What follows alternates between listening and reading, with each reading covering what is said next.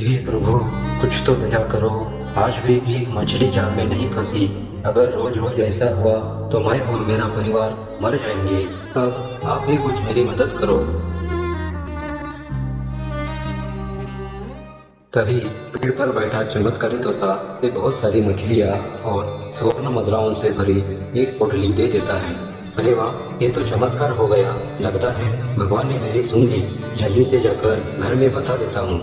एक दिन बहुत सारे कौवे उस तोते के पीछे पड़ जाते हैं। कौवे तोते को चोंच मार मार कर घायल कर देते हैं। तोता आकाश में उड़ते उड़ते बहुत थक जाता है और एक खेत में जाकर गिर जाता है। पानी पानी। तभी वहाँ एक किसान पहुँच जाता है। अरे, ये तोता तो बहुत ही बुरी तरह से घायल हो गया है। मैं तुरंत ही उसे पानी पिला देता हूँ। फिर उस किसान ने उसे पानी पिलाया। थोड़ी देर बाद वो चमत्कारी तोता स्वस्थ हो जाता है। चमत्कारी तोता उसे कुछ सोने के सिक्के देता है और वापस चला जाता है। लगता है यह कोई साधारण तोता नहीं है, यह तो एक जादुई तोता है। काश ऐसा तोता मेरे पास भी होता। दिन रात काम करने की नौबत न आती। सारी गरीबी एक पल में मिट जाती। फिर मैं जिंदगी भर आराम से बैठ जाता। अरे भाई, पता है, कल जब मैं पेड़ के नीचे बैठा था तब किसी ने मेरे पास आकर सोने के सिक्के छोड़कर चला गया। अरे सुनो सुनो, मेरे साथ भी ऐसा ही हुआ। कल जब मैं मछलियाँ पकड़ने तालाब किनारे गया था तब मेरे पास भी कोई बहुत सारी मछलियाँ और सोने के सिक्के छोड़ गया। अरे भाई लोग, सोने के मोहरे तो मुझे भी मिले हैं, लेकिन ये कोई और नहीं बल्कि एक चमत्कारी तोता है। कल जब मैं खेत में काम कर रहा था तब मुझे वो तोता तड़पता नजर आया। फिर मैंने उसे पानी पिलाया। फिर उसने मुझे सोने की मुद्राएं दी। ये एक जादुई तोता है जो सबको सोने की मुद्राएं दे रहा है। भाई हो, अगर हम सब मिलकर उसे पकड़ लेते हैं तो हमारे तो निकल पड़ेंगे। फिर हमें काम करने की जरूरत ही नहीं। सारी जिंदगी बैठ के आराम से खाते रहेंगे। क्या कहते हो? बात तो एकदम सही है भाई। अगर ऐसा हुआ तो हमें कुछ काम करने की जरूरत ही नहीं। फिर वो तीनों उस चमत्कारी तोते को पकड़ने निकल पड़ते हैं। कुछ समय ढूंढने के बाद उन्हें वो तोता एक जगह दिखाई दिया। वो रहा उधर बैठा है। पकड़ो पकड़ो, कहीं भाग न जाए। तोता उन्हें देखकर आकाश में उड़ने लगा। पकड़ो पकड़ो, वो जाने न पाए। अरे रुक जा तोते, कहाँ तक भागेगा? ये सोने के मोहरे देने वाले तोते, रुक जा तो सही। हे भगवान, ये कैसी मुसीबत आ पड़ी। मैं तो इन लोगों की मदद करना चाहता था, लेकिन ये सारे तो मुझे ही पकड़ने पर तुले हैं। अगर मैं इनके हाथ में आ गया तो मुझे हमेशा के लिए बंदी बनाकर रखेंगे। बचाइए गुरुदेव, बचाइए। फिर वो चमत्कारी तोता उड़ते उड़ते तपस्वी के पास पहुंच जाता है। आंखें खोलिए गुरुदेव, आंखें खोलिए। बताओ बेटा, तुम किस मुसीबत में पड़े हो? गुरुदेव, आपने उन लोगों से बचने के लिए मुझे चल चल चल, जल्दी चल शंभू। आज हमें सारा खेत जोतना है और कल हमें माधव शेठ का भी खेत जोतने के लिए जाना है। अरे बाप रे बाप, इतनी कड़कती धूप में मेरी तो जान निकलती जा रही है। थोड़ा सा पानी पी लेता हूँ, फिर आराम से जुताई कर लेता हूँ।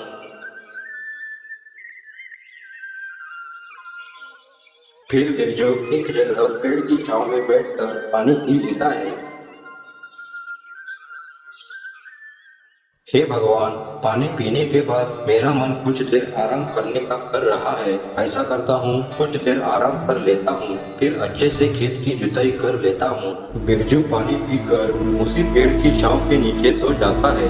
तभी अचानक एक जहरीला सांप वहाँ आ जाता है और बिरजू के एक बैल को डस लेता है। तुरंत ही वो बैल मर जाता है। अरे राम राम राम, पानी पीने के बाद तो मेरी आग ही लग गई। चलो अभी तो सारा खेत जोतना है।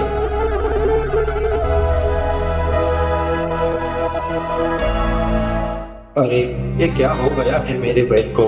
हे भगवान, मेरे बैल को तो किसी जहरीले सर्प ने काटा है। अब मैं क्या करूं? एक ही तो सहारा था, अब मैं किससे मदद मांगूं? फिर बिरजू शंभू को बिलक बिलक कर रोने लगा। बिरजू अपने बैल को बिलक बिलक कर रो ही रहा था। तभी वहाँ से माधव सेठ जा रहा था। बिरजू की रोने की आवाज सुनकर तुरंत ही उसने पास जाकर बिरजू से पूछा, क्या हुआ बिरजू, तुम क्यों रो रहे हो? क्या बताऊं माधव से, कड़कती धूप से बचने के लिए जरा सा क्या पेड़ के नीचे बैठ गया, आँख ही लग गई। उसी वक्त एक जहरीला सांप आकर मेरे शंभू को डस गया और जब मेरी आँख खुली और मैंने देखा तो शंभू मर चुका था। बताइए माधव शेठ, अब मैं क्या करूं? भगवान ने मुझसे मेरे जीने का सहारा ही छीन लिया। घबराओ मत बिरजू, होनी को कौन टाल सकता है। मैं तुम्हें कुछ सुवर्ण मुद्राएं देता हूँ, उन्हें बेचकर आज ही तुम एक नया बैल खरीद कर ले आओ और कल से तुम जुताई का काम शुरू करो। तुरंत ही माधव शेठ ने बिरजू को सुवर्ण मुद्रा से भरी एक पोटली दे दी।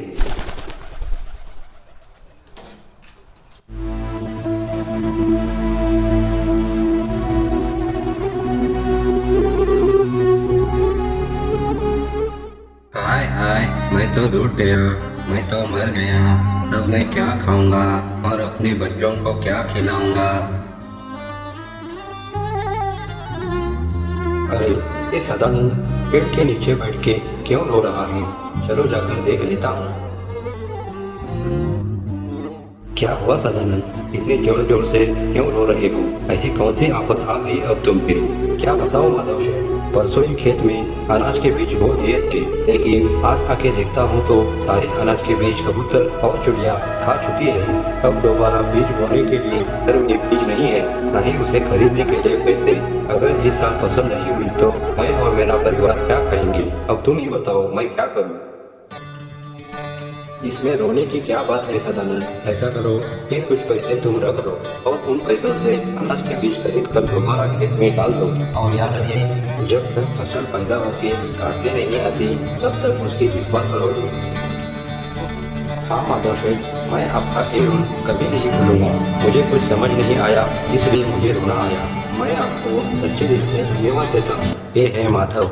गांव में लोग प्यार से उसे माधव शेठ कहते थे, क्योंकि उसका काम कुछ ऐसा था, जब भी कोई गरीब लाचार मुसीबत में होता तो वो अंदर से बहुत दुखी होता और पूरे दिल से अपनी तरफ से उनकी मदद करता। हर वक्त इसी सोच में डूबा रहता कि वह गरीब दुखी लोगों की किस प्रकार मदद करे।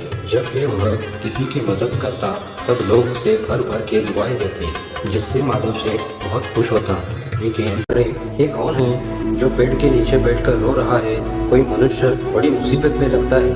चलो चलो उसे जाके रोने का कारण पूछता हूँ। अरे भाई, तुम कौन हो और तुम यहाँ बैठ के रो क्यों रहे हो? गिद्ध भाई, मेरा नाम माधव है और मैं पास के ही गांव में रहता हूँ। वहाँ मेरे दादा परदादा की जमीन है, मैं उसी में खेती का काम करता हूँ और जो भी भगवान की कृपा से मुझे मिलता है उनमें से कुछ गरीबों में बांटता हूँ। जब भी कोई मेरे पास मदद मांगने आता है तब मैं उनकी मदद करता हूँ। इस प्रकार माधव शेठ अपनी पूरी कहानी गिद्धराज को बताता है। माधव की ये बातें सुनकर गिद्धराज बहुत दुखी होते हैं। अरे माधव भाई, घबराने की कोई बात नहीं है। यहाँ से कुछ ही दूरी पर गगनगिरी पर्वत पर एक तपस्वी बाबा रहते हैं। मैं तुमको वहाँ लेकर जाता हूँ, वो जरूर कुछ न कुछ तो समस्या का हल निकाल ही देंगे। फिर गिद्धराज माधव शेठ को उस तपस्वी बाबा के पास गगनगिरी पर्वत पर लेके जाता है। बाबा आंखें खोलिए बाबा, आपके चरणों में एक मनुष्य सहायता मांगने के लिए आया है। उठिए बाबा, आंखें खोलिए बाबा। फिर माधव शेठ अपनी पूरी कहानी उस तपस्वी को बताता है और बताता है कि अगर वो वापस गाँव लौट के गया तो कभी न कभी कालू शेठ उसे जान से मार ही देगा। हे गुरुदेव, मेरा मार्गदर्शन करिए। मैं तो सच्चे मन से गरीबों की मदद करना चाहता हूँ, लेकिन समाज में कुछ ऐसे लोग हैं जो ऐसा करने से मुझे रोक रहे हैं। तब मैं क्या कर सकता हूँ? सुनो बेटा, भगवान हर मनुष्य को उसके कर्मों का फल दे ही देता है। जिसके नसीब में जो कुछ भी लिखा है वो उसे भुगतना पड़ता ही है, और जिन जिनको जो भी कुछ मिलने वाला है वो उन्हें मिल ही जाता है। अगर तुम्हें जरूरतमंदों की मदद ही करनी है तो मैं तुम्हें एक वरदान देता हूँ, जिसे पाके तुम एक चमत्कारी तोते के रूप में बदल जाओगे। लेकिन याद रहे, इस काम में भी तुम्हें बहुत सारी कठिनाई आ सकती है, तुम्हें उनका सामना करना पड़ेगा।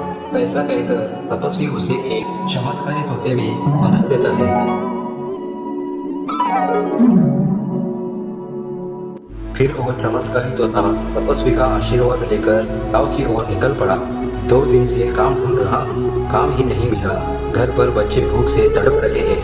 घर में खाने के लिए अनाज का दाना तक नहीं है। हे भगवान, ऐसे में मैं क्या करूं? ये बेचारा तो बहुत दुखी है, मुझे उसकी मदद करनी चाहिए।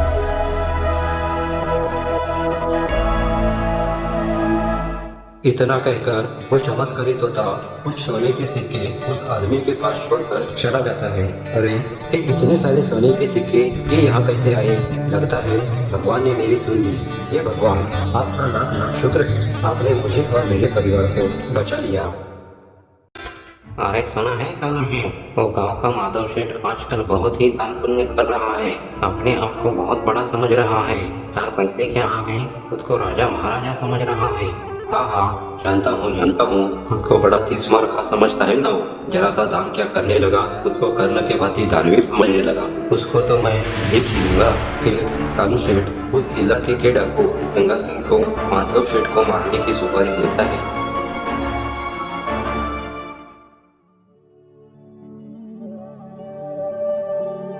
कौन है वहाँ? सामने आ जाओ। कौन? और ये हाथ में चाकू लेके क्यों आए हो? मैं जगह सिंह, इस इलाके का मशहूर डाकू। 50 कोस जब रात में बच्चे रोते हैं ना, तो उनकी माए मेरा नाम बताती है कि सो जा, नहीं तो जंगा सिंह आ जाएगा। फिर वो बच्चे सोते नहीं, फिर जोर जोर से रोते हैं। अरे जंगा सिंह, लेकिन तुम मुझे ये सब क्यों बता रहे हो? अभी मर ही जाओगे तो मरने से पहले बता ही देता हूँ। दरअसल गांव के कालू शेठ ने तुम्हें मारने की सुपारी मुझे दी है। तुम जो बड़े अच्छे अच्छे काम जो करते हो ना, गरीब लोगों की मदद जो करते हो ना, ये सब उसे अच्छा नहीं लगता, इसीलिए वो तुम्हें मार के अपने रास्ते का कांटा निकाल रहा है। अब मरने के लिए तैयार हो जाओ। इतना सुनते ही माधव शेठ वहाँ से जी जान से भागता है, ये सोचकर कि आज उसका अंतिम दिन है। फिर माधव सेठ जंगल की ओर भागकर अंदर घने जंगल में जाकर एक पेड़ के पीछे छिपकर बैठ जाता है। अरे तोता बनाया, तोता बन के भी मैंने उनकी मदद करनी चाहिए, पर गुरुदेव उन लोगों के भीतर लालच पर पड़ा है। ज्यादा लालच के चक्कर में मुझे ही कैद करने चल पड़े। देखा, मैंने तुम्हें पहले ही बता दिया था कि तुम्हें बहुत सारी मुसीबतों का सामना करना पड़ सकता है। रही दूसरी बात, तुम कोई भी किसी भी रूप में मनुष्य की सहायता करना चाहो पर लालच आ ही जाता है, क्योंकि इस धरती पर मनुष्य ही एक ऐसा प्राणी है जिसकी इच्छाएं कभी भी कम नहीं होती। अपनी इच्छाओं को पूर्ण करने के लिए कई बार मासूम लोगों को कष्ट पहुंचाता है। इसीलिए जिस कोई भी मनुष्य के भाग्य में जो कुछ भी मिलना होता है वो उसे अपने आप मिल जाएगा। फिर तपस्वी उसे उसके मूल रूप में लाते हैं।